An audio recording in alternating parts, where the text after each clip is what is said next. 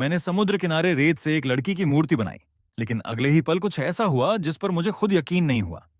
जैसे ही मैंने उस पर एक रहस्यमयी स्प्रे छिड़का, रेत की मूर्ति धीरे धीरे एक असली खूबसूरत लड़की में बदल गई। उसे देखकर मैं खुशी से झूम उठा। लेकिन जब मैं उसके करीब गया तो उसने मुझे ऐसे धक्का दिया जैसे मैं उसे जानता ही ना हूं। तभी उसने सामने खड़े एक हैंडसम लड़के को देखा और सीधे उसी के पास चली गई। मैं वहीं खड़ा रह गया। मुझे लगा शायद मुझ में ही कोई कमी है।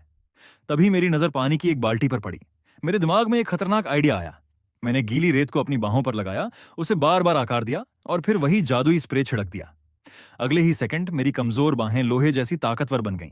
अब मुझे पूरा यकीन था कि वह लड़की मेरी तरफ जरूर आएगी। लेकिन जब मैं उसके पास पहुंचा तो उसने फिर से मुझे नजरअंदाज कर दिया। इस बार उसने मुझसे महंगे गिफ्ट और सोने के गहनों की मांग कर दी। मैं दोबारा समुद्र किनारे गया और रेत से सोने जैसे चमकदार गहने बना डाले। जैसे ही उन पर स्प्रे किया वे सचमुच के सोने में बदल गए। अब पहली बार उस लड़की की आंखों में मेरे लिए चमक दिखाई दी। लेकिन तभी जब मैं उसके लिए एक गहना उठा रहा था, मेरी नजर उस पर पड़ी और मैं हैरान रह गया। वह उसी लड़के के साथ प्यार भरी बातें कर रही थी। मेरा गुस्सा सातवें आसमान पर पहुंच गया। मैंने जादुई स्प्रे की बोतल जमीन पर दे मारी और फिर जो हुआ उसने सब कुछ बदल दिया। मेरी ताकतवर बॉडी धीरे धीरे गायब होने लगी। उसके सारे सोने के गहने फिर से रेत में बदल गए और देखते ही देखते वह लड़की भी हवा के एक झोंके के साथ रेत बनकर हमेशा के लिए गायब हो गई।